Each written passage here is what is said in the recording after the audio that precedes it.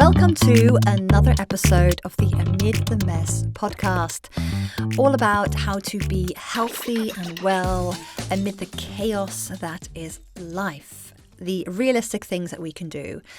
So today I spoke to Francesca Littmann, who is a singing teacher and an energy worker. Don't know if I could describe it that way, but she is all sorts of things. She's been a professional singer. She's been a singing teacher. She is a Reiki master. She holds space, safe spaces for people to fully express themselves, and works with people to help them process their trauma through their voice. So she does a whole host of interesting stuff. Today we spoke very much about the benefits of singing and humming, how to properly express yourself with your voice. If you are shy, if you feel like you're not being heard by the people around you, if you're frustrated about that. So there's so much interesting stuff. She tells us a few very doable, small things that take only a few minutes that could really make a difference to how you feel, how you come across and express yourself. So give this a listen. We even go into a few topics I hadn't intended to go so deeply in. We talk about masculine energy, feminine energy, and this is interesting for both men and women to listen to. So go ahead and listen, whether you're a man or a woman. It's not just female-centric topics. I found this super interesting conversation, and I really hope you do too, even if you think you are rubbish at singing. In fact, that's something that she addresses. So if you think you're rubbish at singing, listen to this one. Enjoy. I like to dive in straight away into the deep end. Can you tell us, how does singing and humming affect us? That's your area of expertise. So think about physically, mentally, what's the big deal about singing and humming and making sounds? Well, first and foremost, sound is our primary form of expression. So, as a new mum, or mum, not a first-time new mum, but new mum to Daisy, that, we don't have words when we're born. We don't have the body control. We don't have that kind of body language that we have as we become older. So we start off making sound. And sound it's a very, very pure form of expression that we use to communicate how we're feeling. Of course, as we grow up, we start to use words and, we get more control over our bodies. So, there's body language and all that kind of thing. But we start to filter. And filtering can be a good thing, but we can also really filter out, fundamental parts of ourselves as we learn what is allowed and okay, and what's going to get us the attention that we want and what's not. So singing, as I see it, is very much about bringing back that primary form of expression. And we don't even have to have words, it's the pure sound itself. It doesn't need to sound perfect. It doesn't need to sound good. It's just sound. So that in itself, I feel, is a really fundamental part of being human. And when we don't have that, then we are really, cut off and denying part of the essence of who we are. So that's the first thing. Next thing, there's so many health benefits documented from singing. The first thing is that when you sing, you breathe in a different way. You're breathing more deeply. So that in itself is really, really important and powerful for ourselves. If we're living stressful lives, or, that we don't necessarily have to have a stressful life, but we can be in the moment of a stressful moment, situation, a period of time, whatever. So by singing, we are automatically slowing the breath down. And when we sing, it activates the parasympathetic nervous system. We're connecting with the vagus nerve, and it's helping to just calm everything down. So it's helping us to regulate our nervous system. So that's, one of the many benefits. And it's great for cardiovascular health. We're expanding our lungs. We're using the lungs in a very different way to how we do when we speak. So when we speak, we're normally just using the top part of our lungs. If we're really learning to breathe properly when we sing, then we are going to be using a much larger amount of our lung capacity. I made some notes. What else did I say? Boosts immunity. Oh, wow. Yeah. So, for example, when we hum, so just very simple, doesn't matter what note, but any note, when we hum, it activates or increases the amount of nitric oxide that we're producing, which helps boost immunity. So it's these, within the nose cavity or the vessels, or not great with science, but and it's something about nitric oxide that then promotes your capillaries and veins to dilate more. Is that? Yes, that's the thing about that sounds like the sciencey bit. And that's good for like everything, like blood flow, lowering blood pressure. Exactly. Yeah, getting blood everywhere that you needed. Okay, cool. Yeah, exactly. Wow. So just humming. It's so simple, and yet we don't realize it. And we're what is it? It's a natural mood booster, antidepressant, releases endorphins, serotonin, dopamine, just all of these different things that I don't always remember all the words and the reasons. I just know it's really good. So sing. Absolutely. I love all of that. I've noticed recently, and I think it's like a positive effect. The weather's been better, which makes me happier, and I've been singing more, and then that's made me happier again. It's like a ping pong effect, like happy. I'm alone at home with my baby, quite a lot, and I've been just singing a lot, listening to stuff and singing, and actually thinking back, it's really lifted my mood. So that makes so much sense. So what about if people are not very good at singing? And, it's not about performing, but like, what would you say to those people who think, okay, that's all fine, but I'm rubbish at singing? I really want to encourage people. This is sort of one of my big life missions, is to rewrite the way that we think about singing. Because we've been brought up in a world that kind of is basically that it's so divisive about this is good and this is bad. And of course, with singing and all these TV shows and stuff that we've had, that sort of judging people and putting all these judgments in the voice. And so many people, the number of people that I talk to who have maybe at primary school age, been told not to sing because they don't sound very good, or they're just told they're not singing in tune. And our voices are not meant for other people; they're meant for us predominantly. That's our singing voice. It's ours. It's for our own self-soothing, our own expression. If we want to sing with others, or we want to sing in front of others, for others, that's great, but that's not the intention of the voice, not the primary intention. Of course, when we come together and we sing with other people, it can be a wonderful experience. But first and foremost, it's our voice. And so, I really like to encourage people just to let go of all the preconceptions they have about what singing is. And just, even that when we talk, unless we're talking at a monotone, we're singing within our speech. We're rising and falling. There is a sense of singing within, just within our communication. There's even the tone of voice can tell people a lot about how we're feeling in the moment, for example.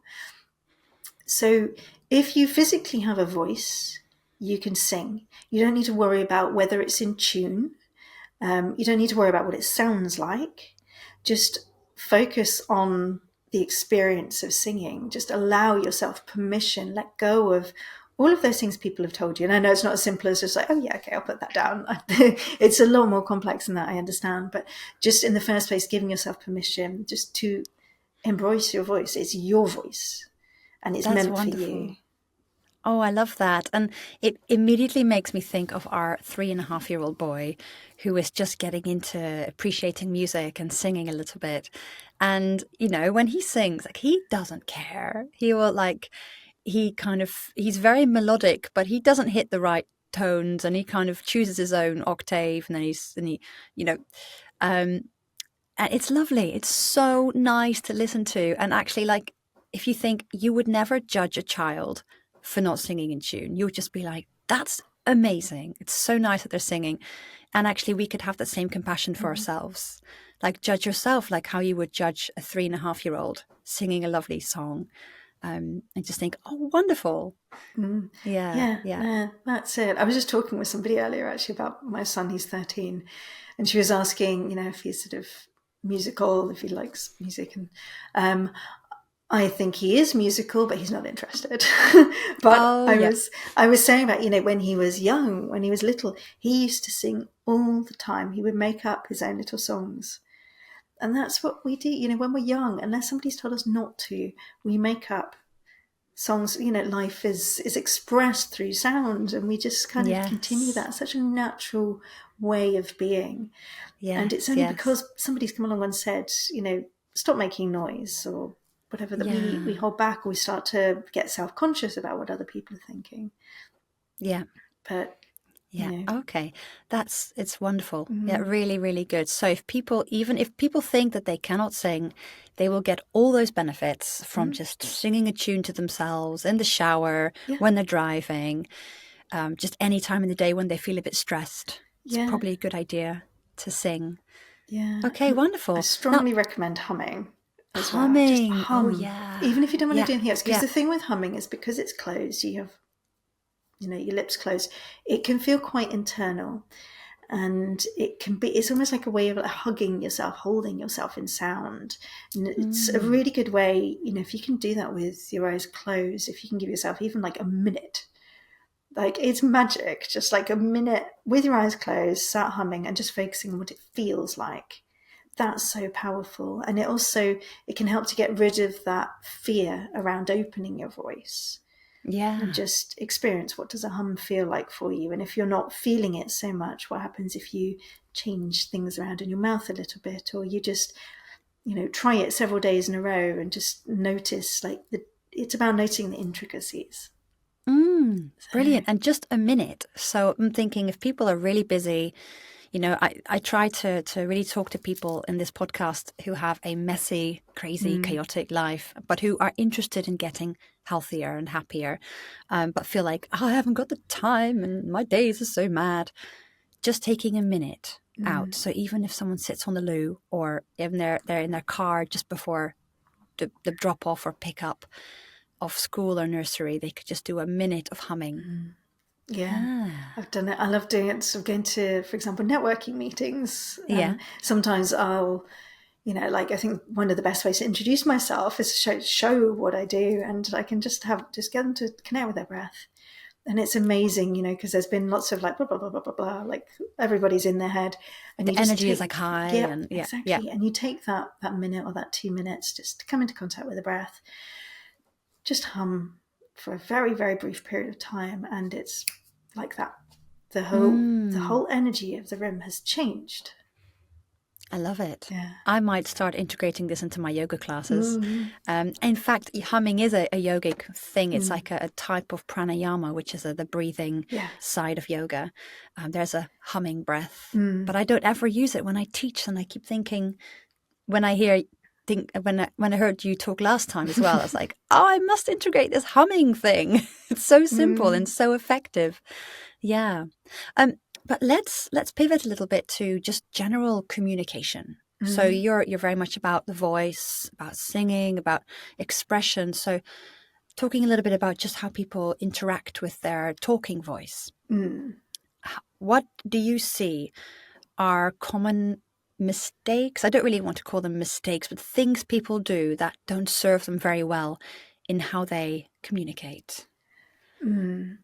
So I would say there's a few things. I mean, the first thing is that it's about listening. Communication, it's as much about the listening aspect as it is about the talking aspect. And there's a lot of people, they don't listen, or they speak, or they listen but without really listening because they want to get their point across.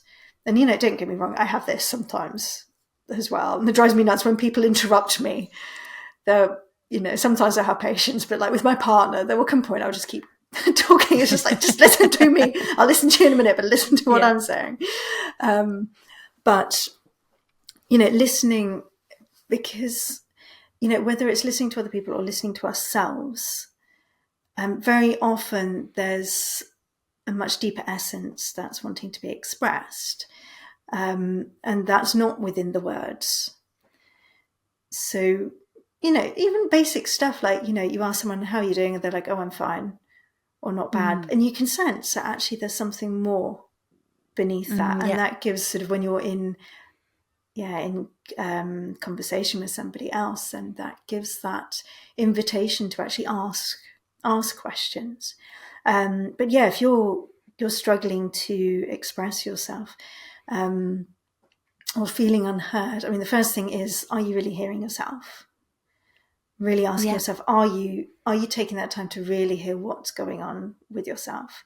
And the second thing that I've done it myself a lot in the past, and I just noticed this is something that comes up mainly if I'm with my family, like with my mum or my siblings or something. Not so much in other situations now. But we have this tendency to speak from here, and it's like when we're feeling unheard, it's very, very common to, like, all the energy is up here in the throat space. Yeah, so you're kind of indicating high up in your throat towards your jaw. Yeah. And it's like we're trying so hard to get our voice out there and to be heard, and it's absolutely exhausting. Like, if you notice that you're talking, you're trying to be heard, and you're feeling exhausted, there is a good reason for that. Because people just, when there's this kind of urgency of getting things out, if people are not very good listeners in the first place, they are not going to listen to that. When you can slow things down and you can connect with your whole body, and bear in mind your voice is, like I say, it's the bridge between our inner and outer worlds, and it involves your whole body. So when you can be engaged, when you can be right down in, if you're familiar with the term chakras, like, if you're down in the root chakra and speaking from that place. Or which is kind of at the bottom, like inside our pelvis kind of thing, isn't it? Yeah. But, even if you're not familiar with that, or even just thinking of like the lower part of your belly. Yeah. Think of how when you watch a young child breathing, when they're very relaxed and they're breathing, you'll notice that they breathe with their whole body, or like a dog, so easy with a dog. You see, like, the whole body is expanding. So, and when they bark, they're barking from their full capacity. So it's the same thing when you're able to really connect in down with with the lower part of your body, and you speak from that place, slow things down, breathe more deeply, take time, you'll find that you feel more connected in what you're saying. And when you feel more connected, people are going to respond to that. Yes. I really love the imagery of trees. I don't know if you can see it. Probably can't, but I'm wearing my tree of life here. T-shirt with a tree of life on it. Wonderful. Yes. And I like to think of, the roots go out, and us having roots. So like a tree, these roots, they go right down to the center of the earth. And then you've got all of that power behind you. I mean, imagine how you feel when you feel like you're fully supported by this immense, like, planet that we live on. If you think you've got all of that support there, rather than you're just this sort of like tiny creature just kind of floating around on the top. Kind of like, and then just using this little part of you as well. Yeah.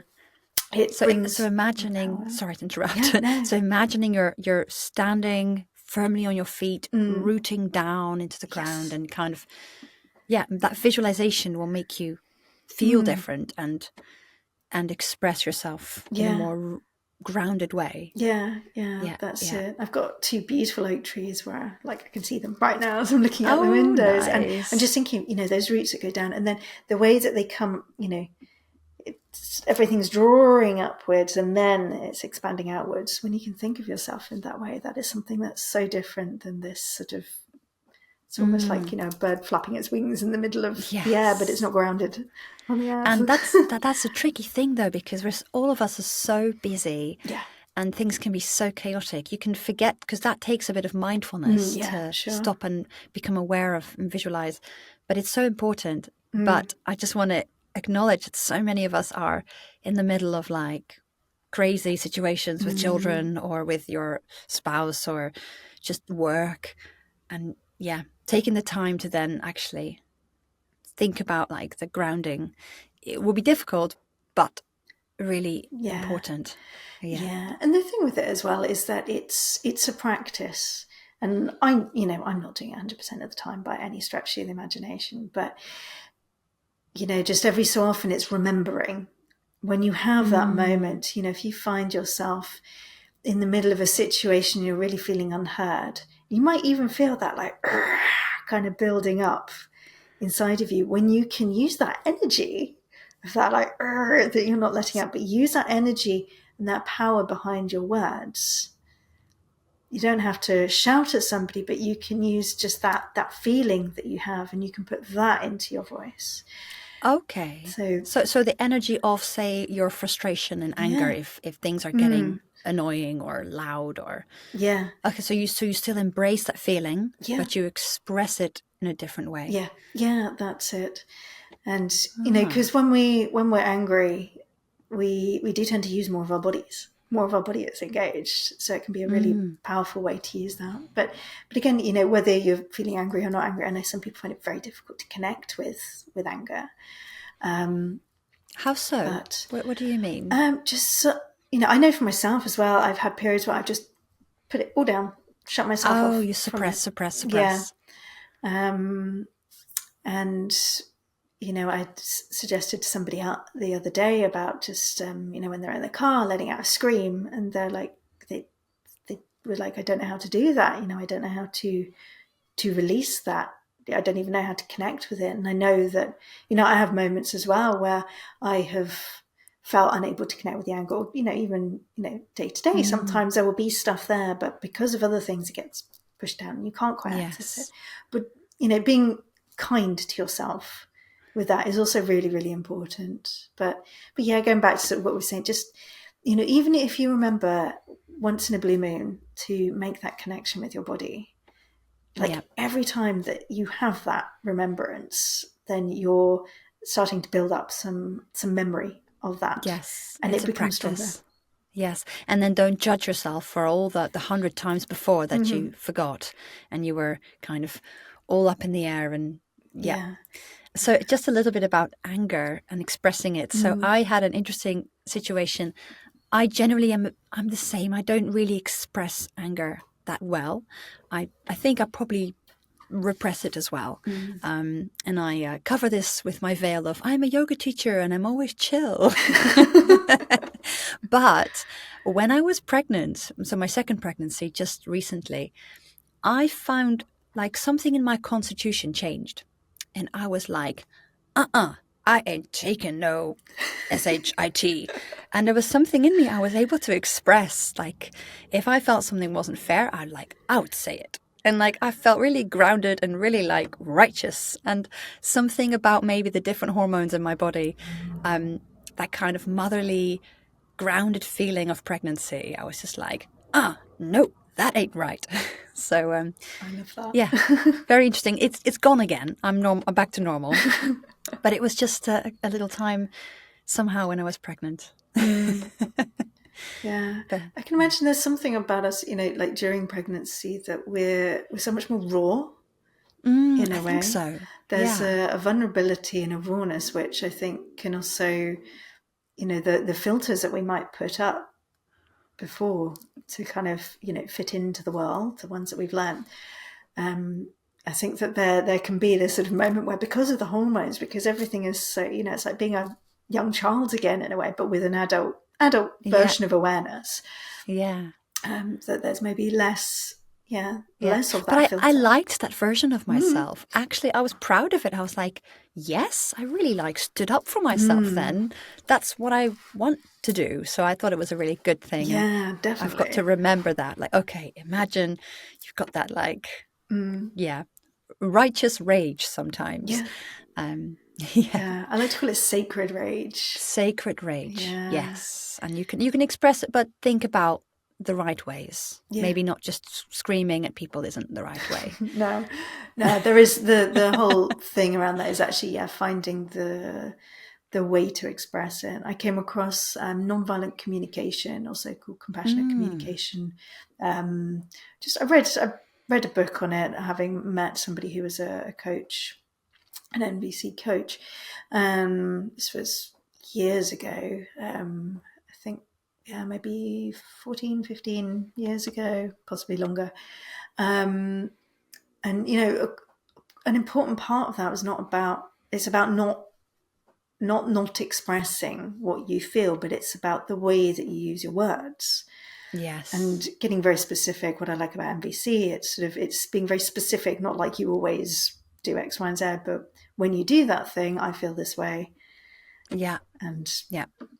That's a whole other conversation. But I find that really interesting because for me, that was an eye-opener about actually, I'm allowed to have my anger or my rage or whatever it is.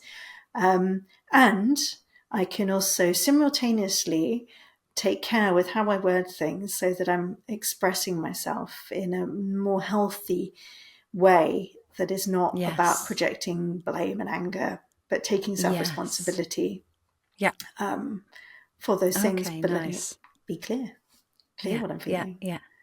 Yeah, really important. Well, I'm curious. So you are you're a singing teacher and coach. You also hold kind of sacred spaces for people. You do a whole list of things. You help people express themselves. What is your backstory? Why did you decide to go in the direction that you are in? Yeah, good question. Like, music has been around forever. My mum's a piano teacher, so I grew up with music there always.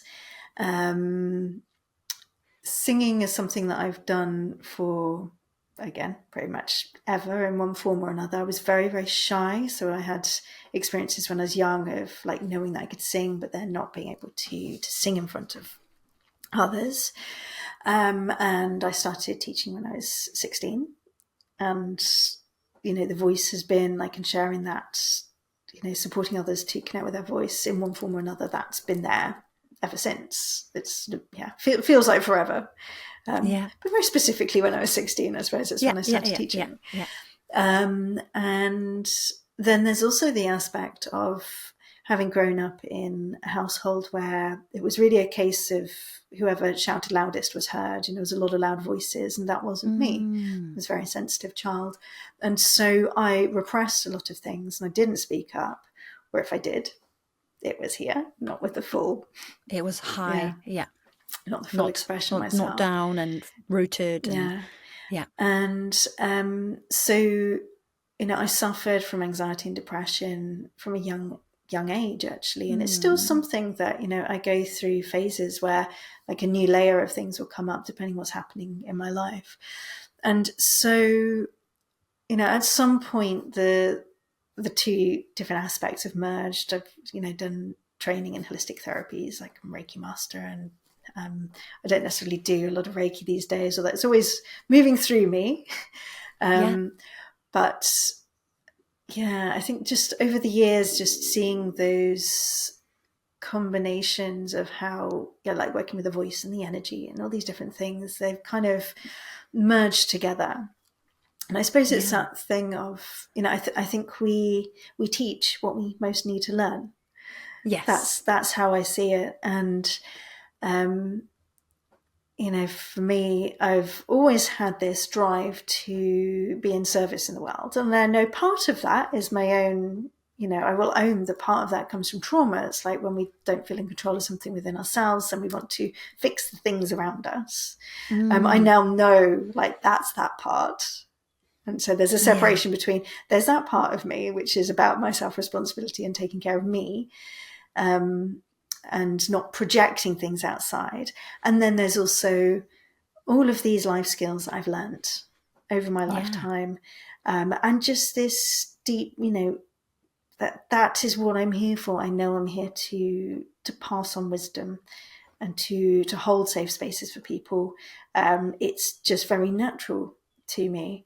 I had a new singing student come to me the other day, and she hadn't seen so I've got two websites. I've got my singing website, which is a new one where I kind of toned down my woo.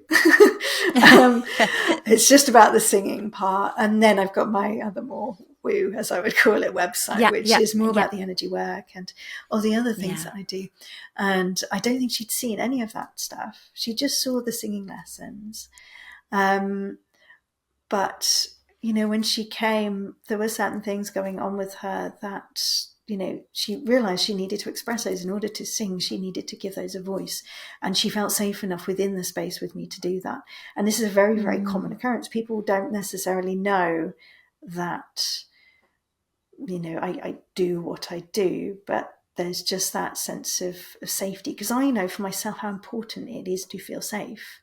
Oh, yes. At the fundamental level, all of us, our ultimate thing, or the essence of everything, is we need to feel safe. And unless we feel safe, nothing much else can happen.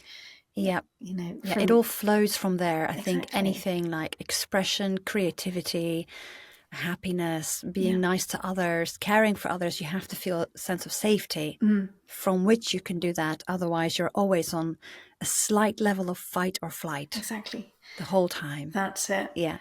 And so, that's such a deep knowing and understanding within myself that it's just natural for me.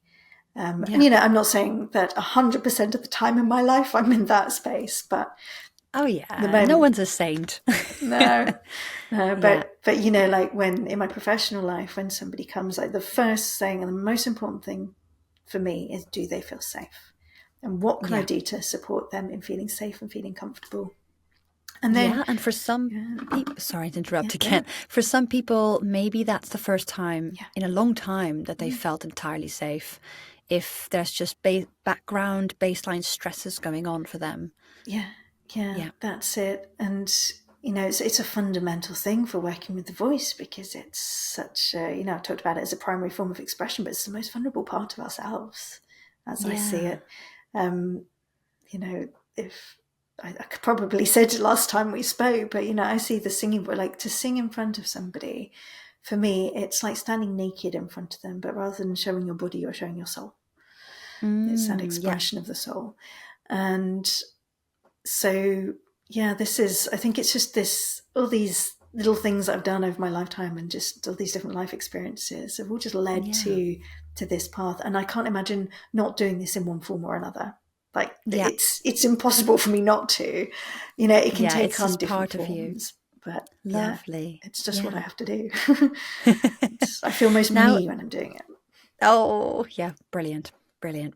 Now I'm curious. So you see lots of people for singing lessons, but also for kind of the more the energy work, self-expression.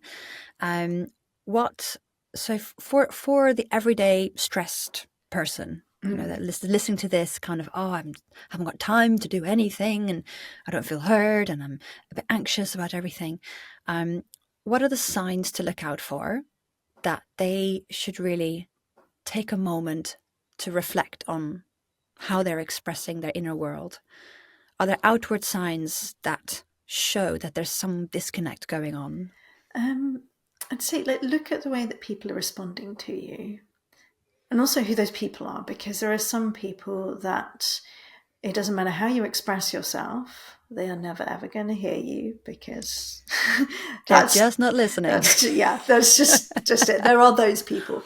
So don't worry about those people. But when it's people, let them be. Yeah, exactly. Yes. But when it's people that are close to you, maybe before they have been hearing you and now you're feeling unheard, then that would be a time to just step back and just reflect and find, just ask yourself, like, how am I really feeling? What's going on? What am I not expressing? And I think the most important thing is just to have like so much compassion with yourself. And I think most people know, if you're in this space where you're trying to express yourself and you're not feeling heard, and we all have it, or you're just feeling really tired, you have a sore throat, or there's just a general kind of fatigue, and that, there's so many things, but just anything where you're not feeling fully centered in yourself, if you're not feeling fully empowered, that is your being's invitation just to take a step back. Yeah. And just pause. To be quiet, to just take a step back, pause and reflect. Yeah. If you're in a situation where you can take a cup of tea and just go and sit down with a cup of tea for 5 minutes, put your phone away, or, just take a minute to look out the window and just allow yourself permission to be present with nature for a moment. Just notice what you're seeing in the environment around you. And so often, there's things that we can see in our environment that, when we're looking at nature, that can tell us about us, or, help us remember who we are. Yeah. The cycle of life. Yeah. Well, you've just described mindfulness, really. To be aware of the sensations and the things around you, and the sounds and the smells and the sensation of your breath. And lovely. Really nice. And recently I've started doing, if I find someone is just not listening to me and I'm kind of just trying to say something but they're not listening, I just stop talking like mid-sentence. It's one of my things. I just feel like I've given up trying to talk to people who aren't listening. Like if they're not listening, I'll just stop talking. And if they haven't noticed, I'll either, if it's important, I'll be like, are you really listening to me? Or if it's not important, I'll just carry on, do something else. Yeah. But yeah, that's just my own personal, it's an experiment at the moment. See what happens. Yeah. I do sometimes if I'm talking to my partner, I just, just to see, because he might be looking at his phone and be like, and then I've just, sort of put random things in, the house is on fire, very obvious one, but, just to see what response I get. Yes. And, but the nice thing is if your partner then later goes, I'm so sorry, I wasn't 100 miles away, I was not listening. That makes it okay, I think. Yeah. I think, because we're living in a world where it's very difficult to be present.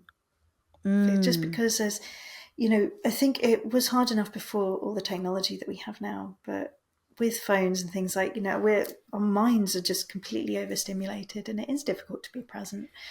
But, absolutely. And I notice I do it sometimes, my partner will be speaking to me and I will I will say, actually, you know what, just give me 5 minutes. I just want to finish what I'm doing, like this message or whatever it is. I want to be fully present. Just then bear with me. Say this. And I think just that communication can really help. And when we do it ourselves, then that's also the invitation for somebody else to do that. Whether or not they do it, we don't have control over that. But it does. It is that invitation. It does kind of put that new thought, that new idea into their head, a new way of being present in communication. I like that. Yes, I'm going to take that with me. Definitely. Now, I would like to pivot again and just talk a little bit about so you have your singing business and your other one, which is called, can you remind me? I just use my name, Francesca Littmann. Yeah, but it's something like Reconnected Woman or something? Yeah, so I've got a few different names. I use Reconnected Woman, and there's also the Reconnected Voice. Okay. So it's more like energy centered. Yeah. What I wanted to ask is, I'm curious, and I want to make this relevant for both men and women, but what is, in your opinion, how do you define the divine feminine? So it's a really, really interesting question, and it's interesting because I probably would have said something quite different like a year ago, and I've been on a really interesting journey with this myself. And the very first thing that I want to say about this is that we cannot talk about the divine feminine without talking about the divine masculine. Oh, I love that. We have to have both sides, because when we talk about one, we're creating that separation, but they belong together. They are of one another. Like two sides of the same coin, yin and yang. Exactly. Yeah. And, I had a really, really interesting experience last year, I think it was, and I won't go into the details of it, but basically it was with some men it was all about them creating something beautiful for women, holding space, but they weren't actually in their masculine energy with it. They were so much in their feminine. I could feel myself like energetically working more with my divine masculine to like hold the space so that it For could them. take place. It was just like a strange role reversal situation. It was. But so I see, like, there's a few different ways I was thinking, like, how to describe this. So I see the divine masculine energy as being, if you think of the banks of the river, it's that holding. And then the divine feminine energy is the movement, it is the river. It's that flowing. Yeah. So it's that movement, that creativity. And within that, there's all that space there can be those moments of calm. There can be the moments of like rage and all that. But it requires the masculine energy to hold it. It requires the stability and the safety, protection of the banks. That's it, exactly. And we need to have these in balance within ourselves, like the safety and the structure. Because, without those banks, you've just got a flooded plain. You have no river. Yeah. And I was also thinking about it, in terms of music. So the masculine, for me, in terms of music, it's about the rhythm and the structure. If you're familiar with music, you've got the bars, and then you've got all the rhythmic aspects, and you maybe have the precision of where the notes go. But the feminine is more about that flowing within that, and how is it expressed. And you might have those notes, but the way that you bring those notes forward. So, I do see the divine feminine energy for me, it's very much about that mother love. It's that mothering, but it's also about the expression, and it's, there's all the different sides of it, and we have to include all those different sides. So part of that is, the love and the nurture and the gentleness, but there is also the rage, and the anger and the fire, fierceness as well. I love that. So all of those parts exist, they coexist together. But in practical way in our daily lives, it would be that just stopping and pausing. It's the receptive energy. We have to stop, like just in, there's conception. That's a very active thing. And of course, the baby's growing all the time, so there's the activity. But the gestation period, that is that stillness, where actually the mother isn't having to do anything. She's needing to take care of herself and everything, but there's nothing that she's having to actively do. Like, if you don't do this particular thing, then, your baby is going to be, missing an eye and, I don't know, have an extra toe on his head or something, There's nothing a mother needs to do. And so it's really important that we have that space. We create that space within our lives so that we can be in that stillness. And even if you don't even have children, and that's not, you're not pregnant, it's a metaphor, isn't it? That's it. So. Nice. And I do like that you mentioned divine masculine as well. So what can a man take away from this, like understanding female energy and male energy, and how he can make sense of it all and act? It's understanding that we all have both. Okay. And there's actually, it's quite interesting in these times, because what I notice with men a lot of the time is that they're either very much in their feminine energy or they're very much in their masculine energy. So, and sometimes, there's plenty of people who know how to have both. And is that ideal if you do have a good balance of both? Yeah, we all need a balance. And, we all have different amounts. So I am more, in my feminine energy. That's my sort of safe, comfortable place. But I can bring in my masculine when I need to. But there will be other women who are more comfortable within their masculine energy, but they can also bring in their feminine. And it's important, it doesn't have to be like we're 50% of the time this and 50% of the time that. What I do notice, there can be like a little bit, I think men just because of, everything that's happened with feminism in the past years, there's a lot of men who are so much in their feminine energy, they're scared to actually stand in their masculine power. Yeah. Because they don't want to be seen as, because you've got other men who are so much in that, and it's Well, so immovable and but maybe it's also because society has demonized this quote unquote toxic masculinity. Yeah, that's it. They're afraid to actually stand in their natural, normal masculinity. Yeah, that's perhaps. it. Because you have these extremes, and I'm not saying by any stretch that this is everybody, but you can see sometimes in different circles, you see sometimes that masculine energy is so it is that more towards the toxic.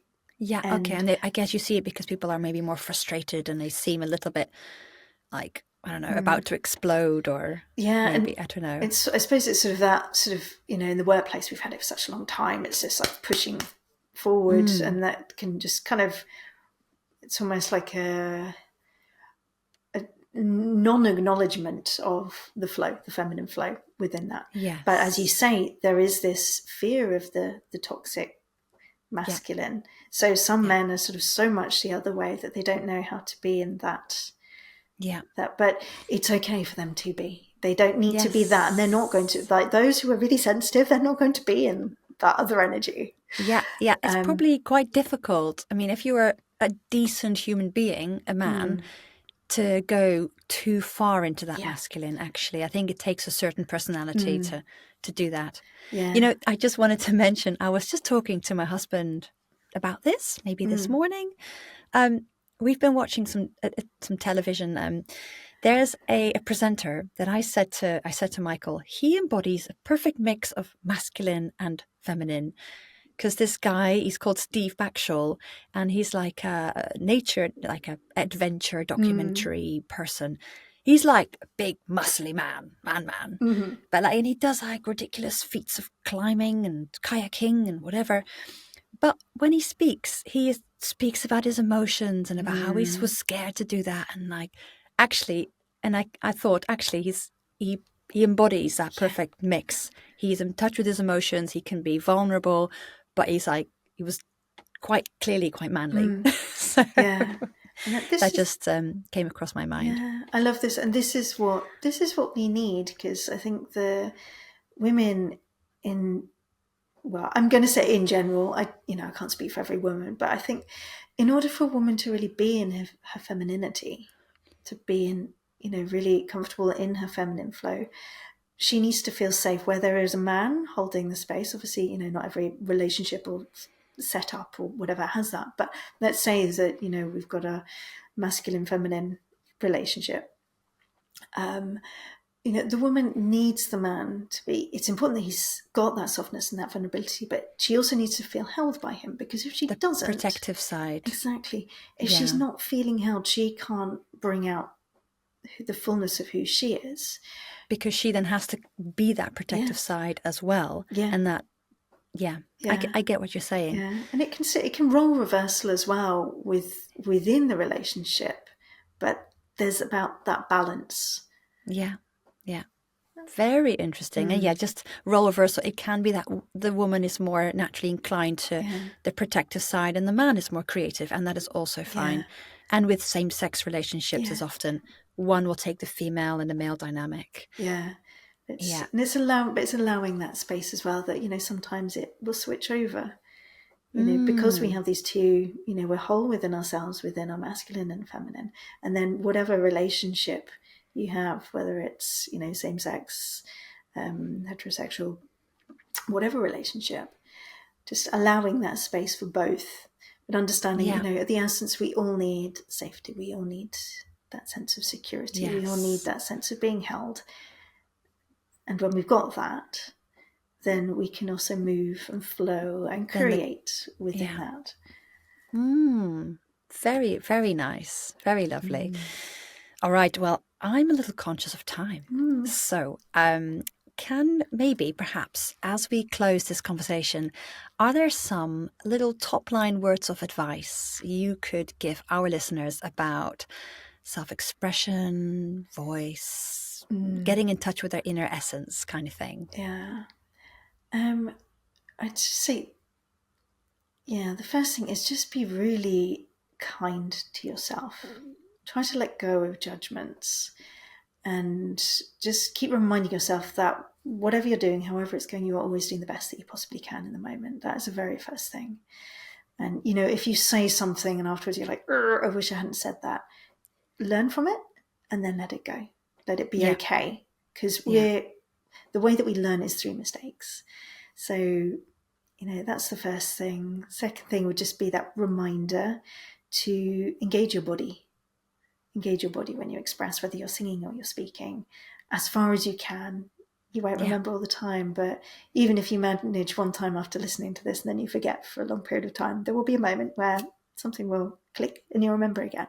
Yes. And the other thing is just allow yourself space. The other thing I've noticed is that, we want to get our point across really fast. But actually, it's okay to pause. It's the most natural thing in the world. Sometimes when you have that moment, you feel like everything's gone blank inside and it feels like it's taking forever to say something. It's so normal that we have that in conversation. It's okay to pause. Yeah. Okay. Brilliant. That's something I can learn from when I'm doing my... I'm not very used to doing solo episodes yet on the podcast. And when I listen back, I'm like, I didn't take a breath. I was just going... So pause. And I'm sure a lot of the listeners will be able to apply those little pointers as well. Yeah. But now a little fun question. I ask this to all the guests. What is your guilty pleasure? I saw a friend earlier and I was saying that I shouldn't answer it, like I shouldn't use this one, but currently Maltesers. Yeah, Maltesers. Nice. Yeah, I've been trying not to have sugary things, but the last week I ate way too many Maltesers and I'm still like, oh, Maltesers. So this is this week's or, this month's or something. It'll be something different next week. It changes over time. Yeah, it changes. Ben and Jerry's ice cream as well. Chocolate fudge. Oh, yum. Really good. Chocolate fudge brownie.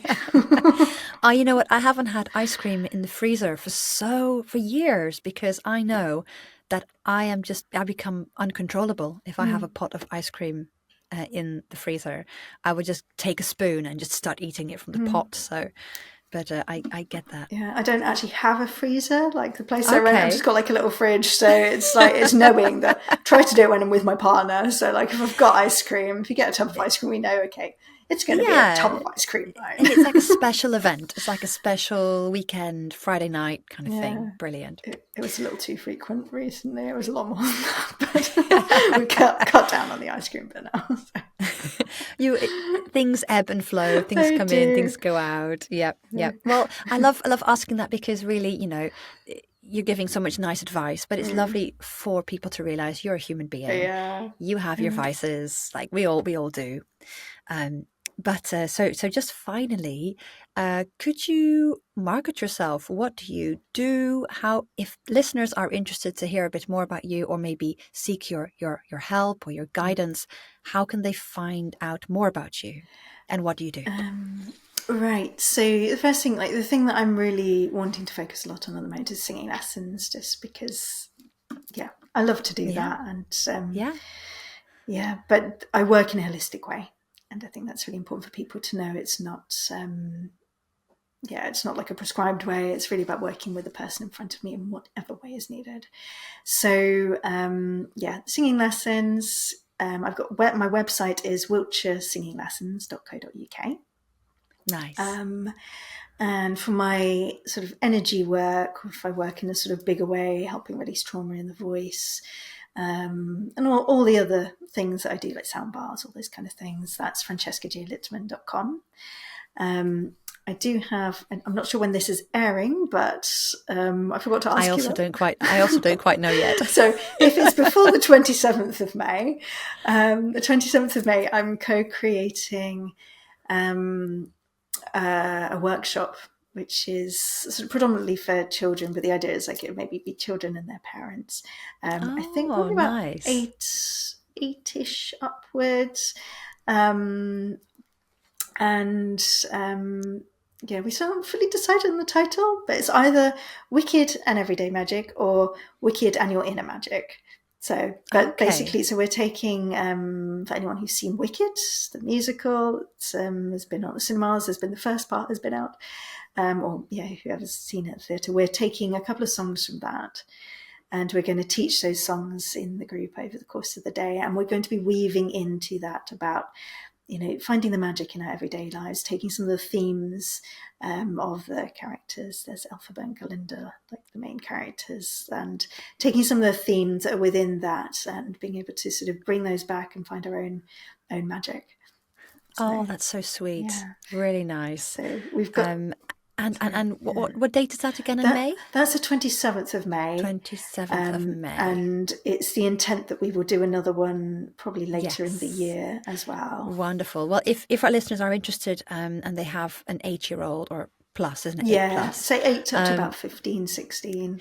If they have that, and it's most likely that this episode will come out after that date, and then they could just look at your website and see if there's a future one. Yeah. Because that sounds amazing. Yeah, and to get in touch with me as well. Yes, just get in touch so you've got their email. Yeah. Yeah. And I do teach kids. Love teaching children. Oh, nice. Super. Right, well, thank you so much. That was a really fascinating conversation. It went to places I was not expecting, and I love that. But for now, I'm going to say goodbye. But thank you so much for your time. Thank you. Thank you very much. So that was it. My chat with Francesca Littmann. I absolutely loved chatting with her. I especially found the conversation about the masculine and feminine energy really nice, really interesting. I think these days... it's a shame that a lot of men are being scared of being fully into their masculine side. So that's one thing I thought was really nice that we did say that came out of this conversation. At the same time, the balance is nice of masculine and feminine. So if you enjoyed this conversation, please give me a rating and review. That massively will help the podcast grow. It's a little free way in which you can support the show, and I would thank you from the bottom of my heart if you do that. And if you haven't already, please subscribe to the podcast as well. Then you'll get notified every time I give you another episode, which should be weekly. So for now, I'm going to love you and leave you, and you'll hear from me again next week. Take care.